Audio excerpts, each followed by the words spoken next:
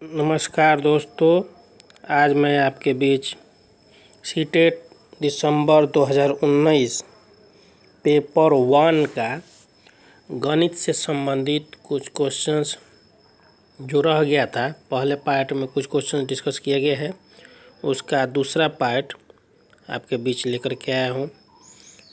तो पहला क्वेश्चन है इसमें, निम्न में से गणित में उपलब्धि कम होने का कारण क्या हो सकता है। तो पहला ऑप्शन है लिंग, दूसरा सामाजिक सांस्कृतिक पृष्ठभूमि, तीसरा गणित का स्वरूप, चौथा व्यक्ति की स्वाभाविक क्षमता। तो इसका सही विकल्प आपका हो जाएगा दूसरा। अगला क्वेश्चन है, समझाने के लिए कि 1/4 या 1/3 से छोटा है, निम्नलिखित में से कौन सी योजना सबसे अधिक उपयुक्त होगी। तो पहला है लघुत्तम समापवर्तक विधि का प्रयोग, दूसरा कागज़ की पट्टियों का प्रयोग, तीसरा है डायनिस ब्लॉक्स का प्रयोग, चौथा संख्या चार्ट का प्रयोग। तो इसको आसानी से समझाने के लिए हम क्या कर सकते हैं कि एक पेपर लेंगे और उस पेपर को 4 हिस्सों में मोड़ेंगे एक बार, और एक बार 3 हिस्सों में मोड़ेंगे, और उसके बाद एक हिस्सा को हम दिखाएंगे बच्चों को। तो उससे क्या होगा, आसानी से बच्चे समझ जाएंगे कि 1/3 क्या होगा, 1/4 से बड़ा होगा। तो आपका इसका ऑप्शन हो जाएगा दूसरा, कागज़ की पट्टियों का प्रयोग। अगला क्वेश्चन है, प्राथमिक कक्षाओं में बच्चों को गणित पढ़ाने के लिए बनाई जाने वाली पाठ्य योजना का निम्नलिखित में से कौन सा अति महत्वपूर्ण पहलू है। पहला है पाठ्य पुस्तक के अनुक्रम का अनुसरण करना, दूसरा गणितीय संकल्पनाओं को संरचनात्मक ढंग से प्रस्तुत करना, तीसरा विद्यार्थियों को अवसर देना कि वे संकल्पनाओं की संरचना करें, चौथा क्रियाकलापों को लिखना और इस संदर्भ में प्रश्न देना। किसी भी प्रकार का शिक्षण का सबसे बड़ा उद्देश्य होता है कि बच्चा ज़्यादा से ज़्यादा सीखे, वो खुद अपने अंदर, उसके अंदर जो है कॉन्सेप्ट का निर्माण हो, संप्रत्यय का निर्माण हो, संकल्पनाएं बने। तो इसलिए इसका जो सबसे बेहतर विकल्प होगा वो तीसरा होगा, विद्यार्थियों को अवसर देना कि वे संकल्पनाओं की संरचना करें, और उस ढंग का हम लोग पाठ्य योजना तैयार करेंगे जिसमें बच्चों के को खुद से करने का या उसके अंदर खुद स्वयं का संकल्पना निर्माण हो, इसके ऐसा हमको पाठ्य योजना बनाने की आवश्यकता है। इसके बाद है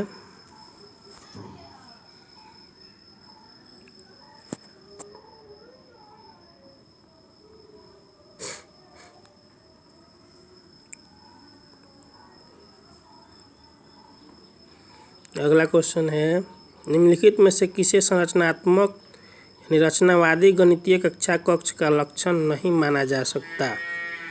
एक गणित के अधिगम में भाषा और संवादों की भूमिका पर उचित ध्यान दिया जाता है। दूसरा, अध्यापक स्वीकार करता है कि ये दी गई अन्योन्य क्रिया को विभिन्न विद्यार्थी अलग अलग प्रकार से समझ सकते हैं। तीसरा, प्राथमिक स्तर पर आकलन के लिए विषय परक प्रकार की परीक्षा का उपयोग किया जाता है। गणित और दूसरे पाठ्येतर क्षेत्रों के बीच के संबंधों को उजागर किया जाता है। तो इसमें भी देखिए आप नहीं है, यानी गणितीय कक्षा कक्ष का लक्षण नहीं माना जा सकता है संरचनात्मक, जिसमें अंदर बच्चों के अंदर क्रिएटिविटी का जो बात हो, तो उसमें आपका सही विकल्प होगा प्राथमिक स्तर पर आकलन के विषय परक प्रकार की परीक्षा का उपयोग किया जाता है। इससे किसी प्रकार का संरचनात्मक गणितीय लक्षण नहीं दिखाई देता है, इसलिए ऑप्शन हो जाएगा आपका सही तीसरा। अगला क्वेश्चन, निम्नलिखित में से कौन से कथन की सहमति गणित के संरचनात्मक रचनावादी दृष्टिकोण से की जा सकती है। गणितीय तत्वों को सीखने के बारे में है, गणितज्ञों से सच्चाई का आविष्कार अपेक्षित होना चाहिए, गणित पूर्णतया विषय परक है, मानस दर्शन गणित का महत्वपूर्ण पहलू है। हम लोग गणित से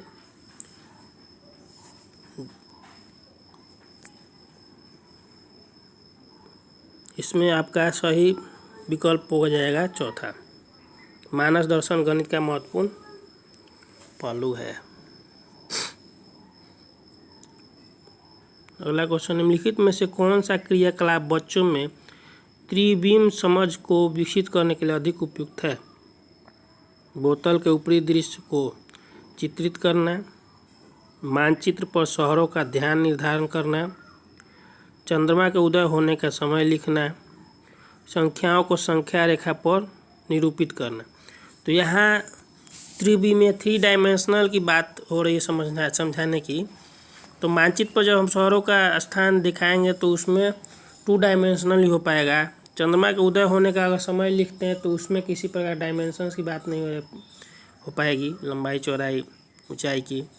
संख्याओं को संख्या रेखा पर निरूपित करना है तो इससे भी नहीं हो पाएगा। तो इसलिए आपका सही ऑप्शन हो जाएगा पहला, बोतल के ऊपरी दृश्य को अगर हम लोग चित्रित करते हैं, दिखाते हैं, तो उससे समझ में आएगा।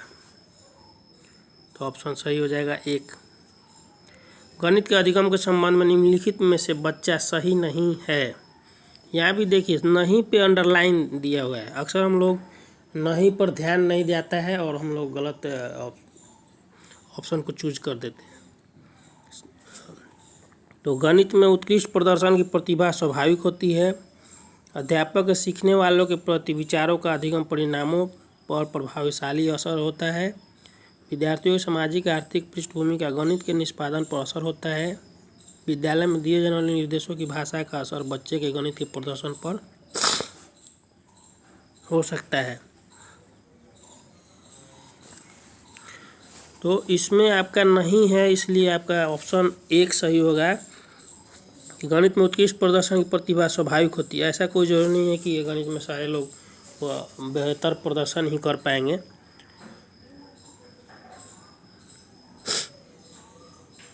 निम्नलिखित शाब्दिक समस्या के प्रकार को पहचानिए। मेरे पास 6 पेंसिल है, मनीष के पास मेरे से 2 अधिक है, मनीष के पास कितनी पेंसिल है?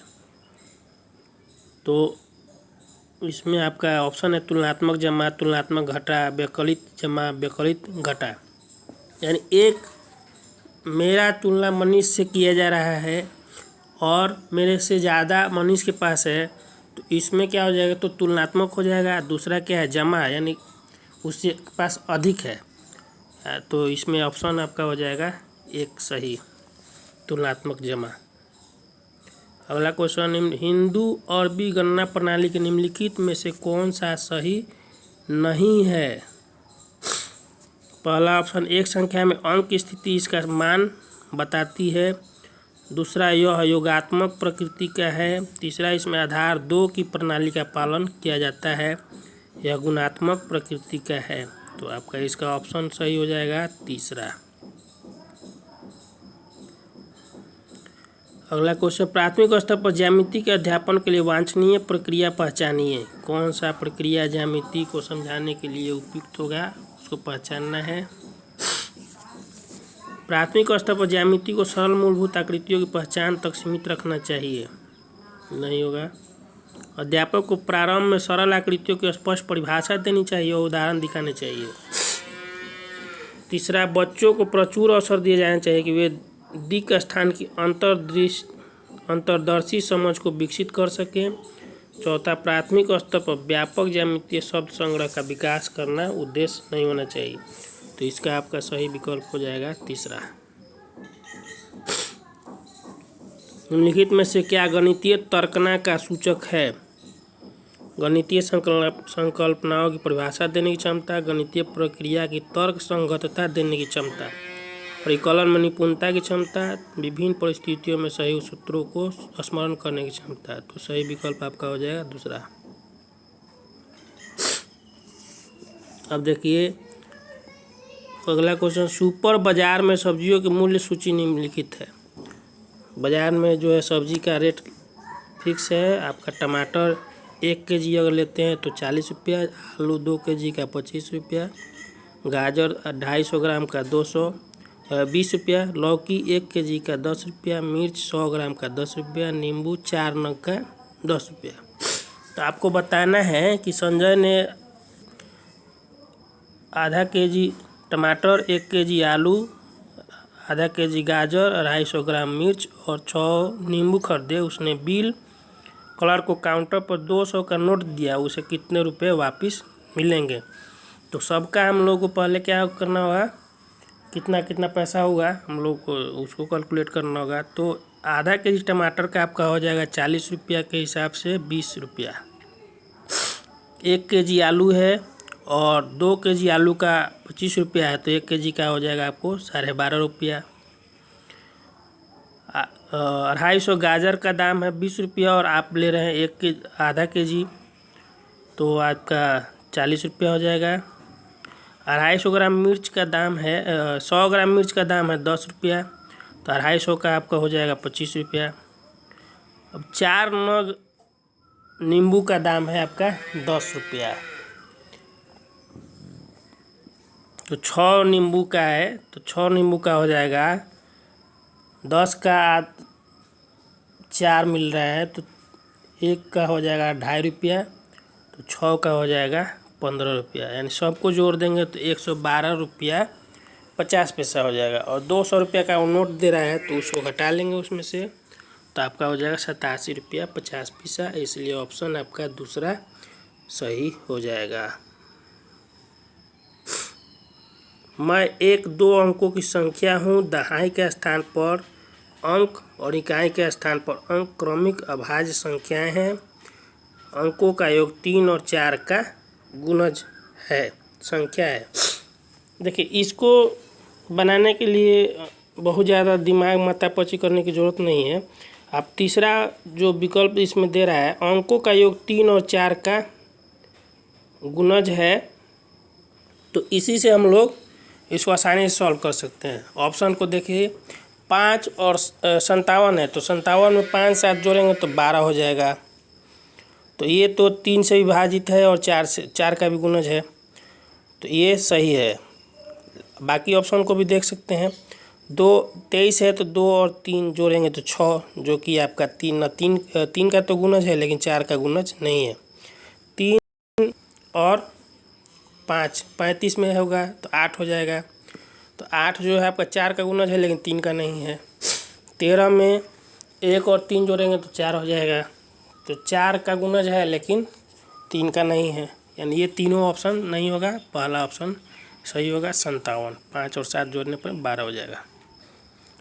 कभी कभी क्वेश्चंस बहुत इजी आते हैं, उस पर हम लोग क्या होता है, बहुत ज़्यादा अलग से दिमाग, कौन सा फार्मूला लगाएंगे, क्या करें, कौन सा मेथड लगाएं, उसमें सोचने में हम समय व्यतीत कर लेते हैं और नहीं बन पाता है।